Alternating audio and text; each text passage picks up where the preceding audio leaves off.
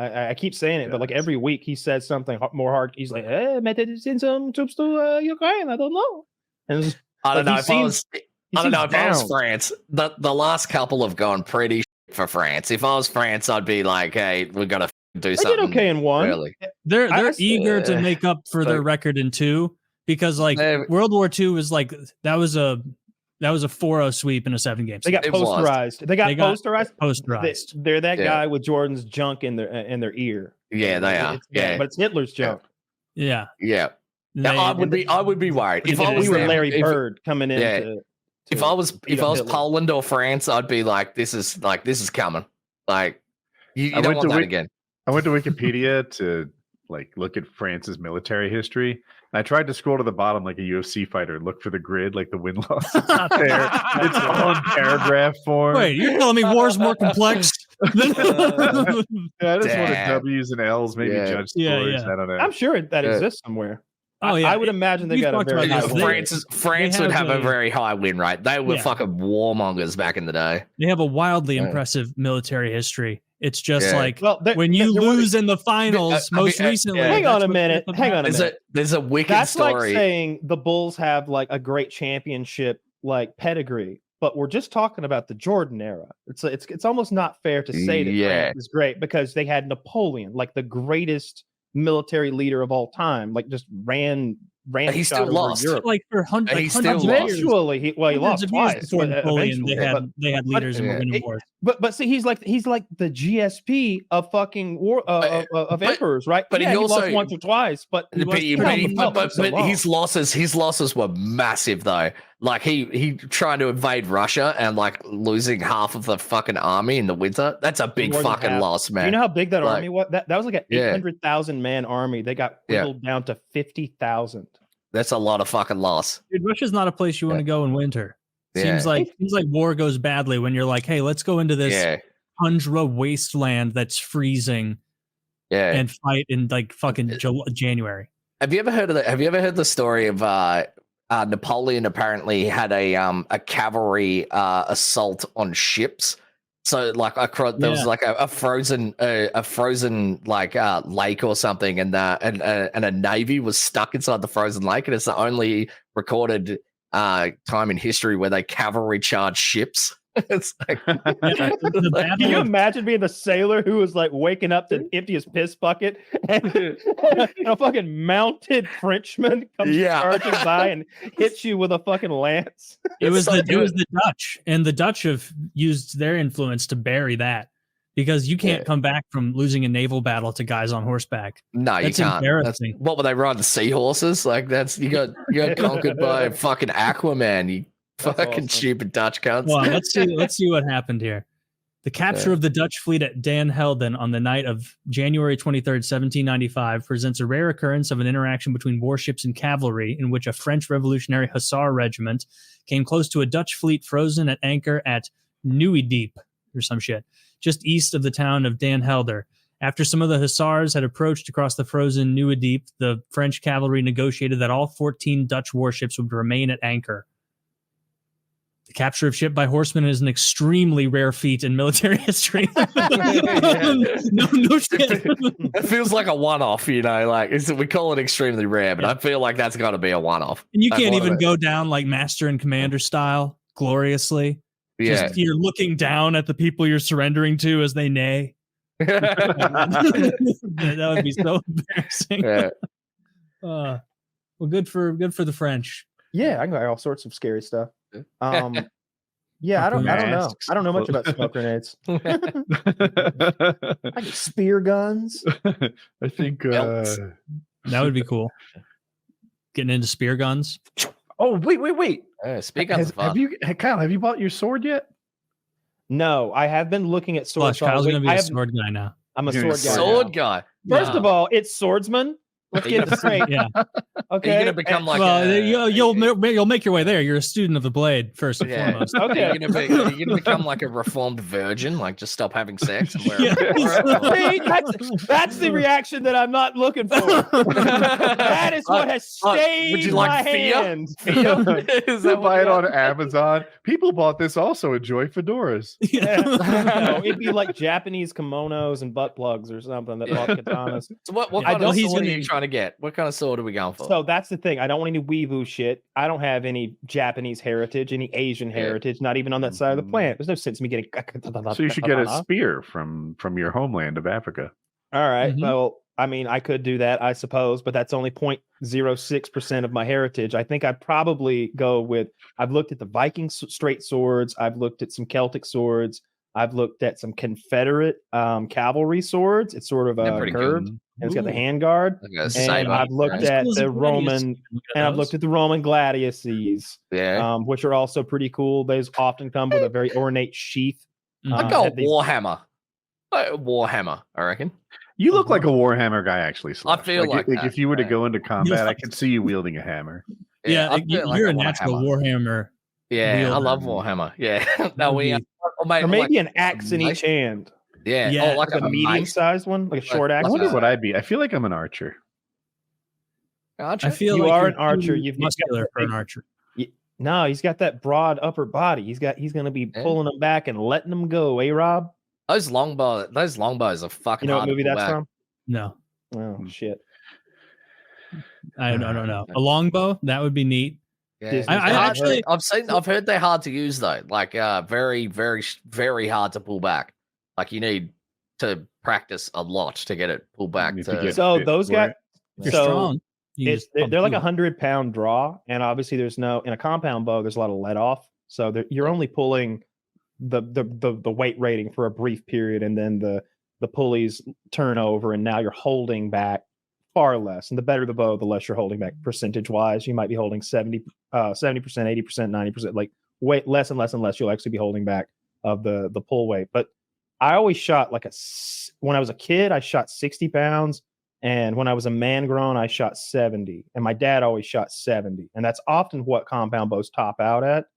And it ain't that hard to pull back if you're like an active, regular sized man. Like if you're a 5'9" average guy who works out maybe once a week, you could absolutely pull back a 70-pound draw. You know, you're pushing with one hand and pulling with the other. Yeah. So 100 isn't that much harder. Looks like 105 pounds is for a standard 6'6" English self-U longbow. Yeah. Yeah. All right. I feel like as a longbow with no counterlever system, that would be hard. Mm-hmm. Yeah. I feel like that would be difficult. So they're not holding it back though. They're pulling them back and letting them go. Literally, they're almost in one shot. They're never holding and aiming like it's a rifle. Every motion is one sort of pull it back and let it go. I don't know if they actually did that sort of draw loose. I don't know if they ever did that. I wonder if they aimed it back at a target. No, like, do they practice in one motion? Yeah. No. Apparently, the way to shoot most accurately is once it hits a certain point, then you fire. Because the Olympic ones have like a little clicker, and it's like on top of the arrow. And when it goes past when the arrow pulls out, it clicks down, and the clicking sound is that's when you fire. Apparently, like when you get to the perfect tension. That's like that's what I've seen for like the accuracy wise. That would make it would be hard to just hold 110-pound draw weight accurately, like because you imagine you're fighting in a battle, you're shooting a lot more than one arrow. So the only like I've watched a bunch of stuff about the Battle of Agincourt where there was a lot of English archers and they kind of made the difference. It was when the French knights charged down the muddy field and get bogged down, and the English archers just went at them and rained down. I don't know that they aimed right at targets. I don't think you want your archers so close to a target that they can aim straight at them. I think it's always that big arcing, sort of aim it up so you can hit the guys 175 yards away. That was what made them so strong, wasn't it? That they had like such long range. They definitely had more range than the crossbows. We've talked before about like longbows and crossbows and how the crossbow was considered this like sort of low class is the wrong word. Less honorable Low skill. weapon. Yeah. Less But I think honorable weapon. Like Yeah, less crossbows honorable. had like high velocity and were able to pierce like plate armor though. Was the point of them, I think. Any idiot can operate And you a can just crossbow. Was hand the it main to someone. point. You had and to be like, train "Point the archers a lot, but you can just hand that crossbow to somebody and do their thing. Yeah. I don't know if I'm sold that Woody would be a longbow guy. No, I'm Oh, yeah? 100% sold that Slush is either a double-sided broad axe guy Mhm. I'll go with that. or a Double axes, the little ones. warhammer guy. I could go. I was thinking either that or like Gimli's axe in Lord of the Rings, where it's got the little Yeah. ones or the big boy. the big boy. Okay, And so I I like like these the little big boy. ones. I see Slush as like a So big that's boy or a versatile hammer as well. wielder. If you get a good enough one of that, and you don't mind. Oh, sort of I got it. putting work- Shillelagh. Chop No, wood. get yourself a Shillelagh. good fucking. No, that's so Zach, lame. can you pull up the picture of the shillelagh from Gangs of New York?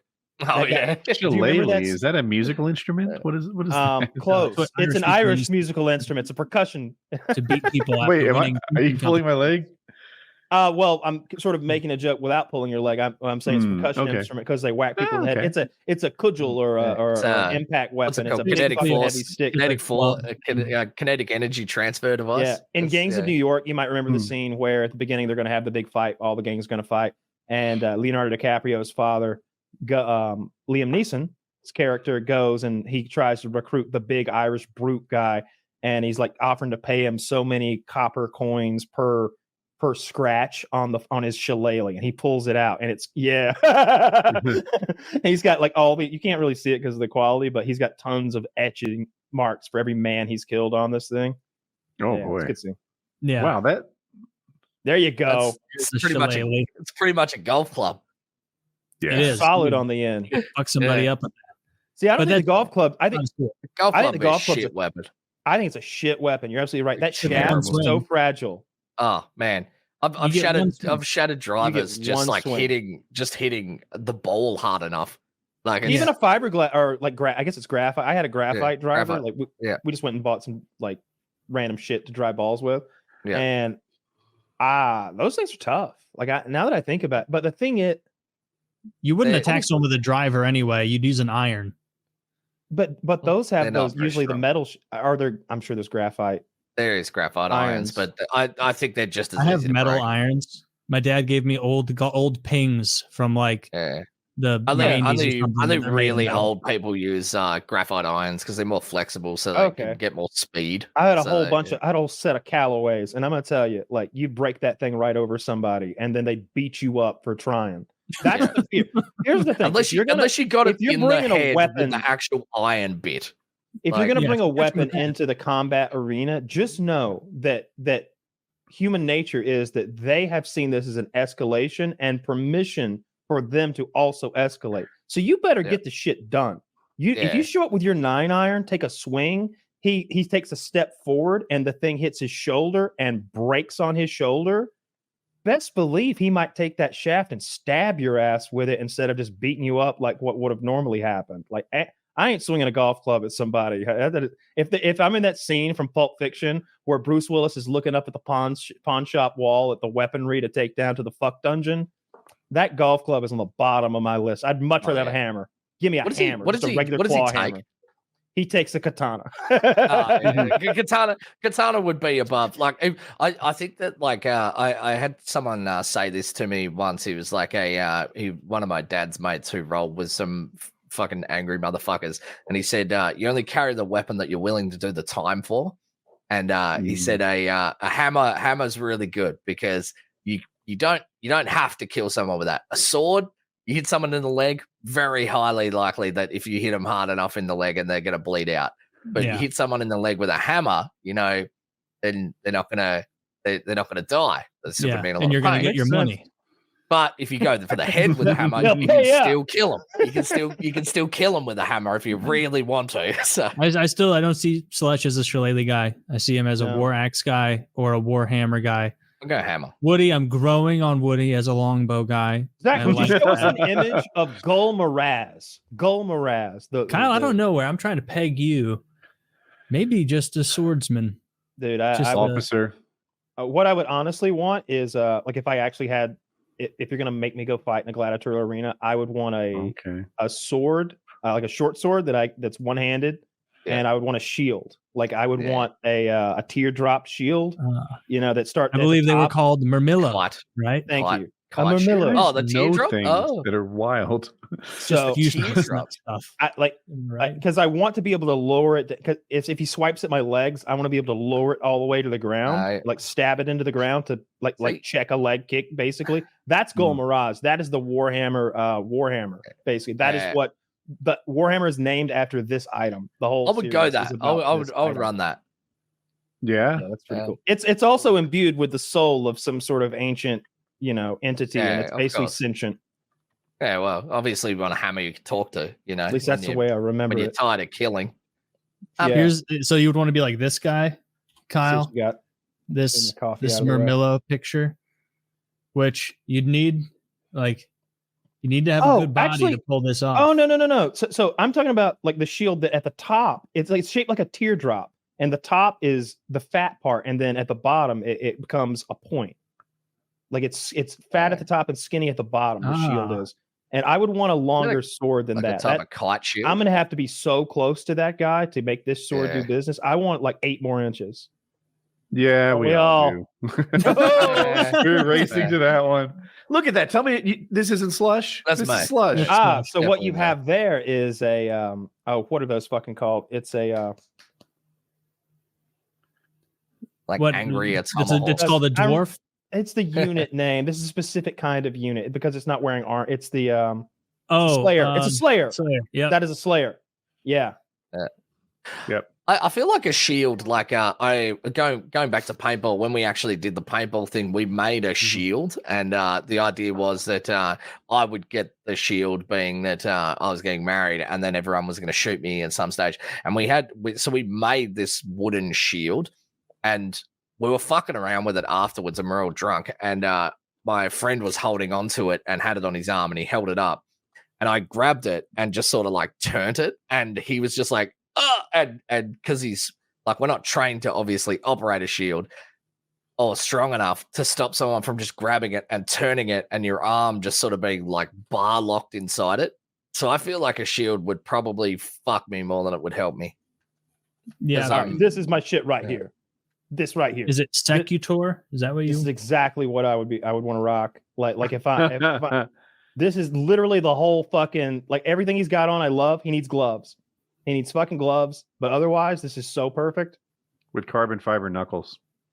I want some. I want mail. I want my fingers. My biggest fear, and it's because in all the sword fights I've ever had, I got my knuckles wrapped. A lot. Like it happened a lot. Like we would have fights with PVC pipe, or we had these wooden dowels that were I don't know, 1/4 inch or maybe 3/8. And we would have like some. I always wanted to have a real sword fight of some kind. If there had been Kimpo or whatever it's called, that sword karate martial art, Kendo. Thank you. Yeah. I would have done anything to do that as a kid. Instead, I was in bullshit karate. But we made our own way, and I was always getting hit, like in my forearms and my hands, like, and if it was a blade, I'd be crippled. I wouldn't be able to need a hand guard, a sword with like a hand guard. Yeah, whenever I see those old timey swords that have the full on, like your hands like in like a sphere of protection, so like a rapier or something. That makes sense. Yeah, the rapiers have really ornate ones too that are beautiful. What about like those big gloves that look like big like lobster claws? We have some of those. Yeah. Okay, those are for lancing though, I think, for like the mounted guys. Yeah, those they have really that's another thing that I guess happens now in modern days. It's got to be like a rich guy sport, huh? Like it's that's what. All right, so the guys who have class and money, they do horse dancing, and the guys who are rednecks and have money, they're like, I want to do a little lance. They're on the horses lancing. I want to get into jousting. Jousting. Yeah. Have you seen modern day jousting? I have. No. I watch. Oh my god! It's more brutal than it shows in television. You're like, oh, I kind of get it now. That's a lot of inertia. How much But so they make the joust to be weak, right? They make it to break, but you can like people died doing that. They always made so even in the medieval tournaments, like the ones we watch in Game of Thrones, those are also made to do that. They're the blunted weak ones, but they deliver like such an incredible amount of they dehorse each other full gallop, because each horse is going, call it 30 miles per hour. We've got all of that, and then they're aiming for each other's fucking upper body, trying to turn them, so they dehorse them, and they hit hard as fuck. It's how much would a horse cost? Like, what kind of horse? Though that's the thing. Like, you what get kind a of horse a good one. What kind of horse would you use for something like that? Like, because you gotta think like, so it's not a racehorse, so you don't want to. It's similar to a destruction derby in a way. You don't want a Ferrari in a destruction derby, so you're not getting like a fucking Kentucky Derby winning filly. Hear me out, Clydesdale. You just want a shit horse, Horse me up, my fucking Clydesdale. That's a specially trained jousting horse. They're not just grabbing some fucking pony off the ranch or whatever. Some nag. That's got to be an unbelievably stressful job for a horse. Yeah, I think they like it. I think they enjoy going into battle and doing. How much would it cost? You reckon? How much would a horse to be a jouster and like roll out every weekend? Yeah. Probably about the same as it costs for every guy that we score the drag race. It's the hospital bills that's going to do you in. It like everybody, all those hobbies are similar prices, honestly. If you're a hobbyist, if you drive a race car, I know that you've got a $30,000 or $40,000 car and you're spending several $1,000s a weekend, and you go out a couple weekends a month, and it gets expensive. But the horse is the same fucking way. How much do you think a Clydesdale costs? Just a regular old Clydesdale? Yep. Garden variety. $5,000. Whoa. Okay, more guesses? I'm going to say $20,000. I don't know. 1 to 5,000. Although you're not wrong, because an award-winning Clydesdale is 20 grand. Oh wow! Well, I thought I could have sworn you said what is an award-winning Clydesdale? Yes, I did. Kyle wasn't listening carefully. He would have known too. I bet you can go to the Budweiser. We've got horse deals. We've got horse deals in Australia. What's a horse set you back over here? $1,000. Oh, 25 for a camp draft mare, apparently. So if you actually want a horse, you'll find that there are tons of people. You got a horse guy? There'll be tons of people who their daughter wanted to be a princess for a week. Yeah. And they bought a fucking here we go. $3,000 horse. And now they have a horse that's $900. Yeah. Arabian chestnut gelding, 3 years old, $5,000. Why is it 900 now? Because they don't want a pet that costs $3,000 that they got to feed that nobody rides because it's mean as a cuss. I've always wanted a horse. I've only ever ridden a horse once, and I enjoyed it. But he seemed like he was extremely well trained. I mean, he was a hire out horse. Like you don't. Yeah, nobody will let you on a horse that's not. This was like they're gonna have like a black horse stallion. Really? It's like, I used to go to this dude ranch. It was a family vacation that we do a lot. And cool. ride horses, and I thought I was good at riding horses. I now know I was a tourist who overestimated his skills, but we could gallop and trot. We went through the woods and whatever. Cool. So then I go to this like Christmas event where they had horses you could sit on, and they warned me that the horse bucked and didn't like people. I said, don't worry, I'm good at this. I'm like 11. So he thinks he's Aragon. Yeah, exactly. And I get on the horse and it bucks me. And everyone is like, you got to get right back on. You got to get right back on the horse. So I did. And it still like shuffled around. But this time I stayed on and then left on my own accord. But I've been bucked by a horse. And they all knew it was like a bucking horse. They're trying to toughen you up. But you got back on it. You got right back up on that horse. There's a lot of peer pressure. I've always enjoyed horses. I think if I ever moved out west, I would get myself a hat and a horse. Dream big. Yeah. He's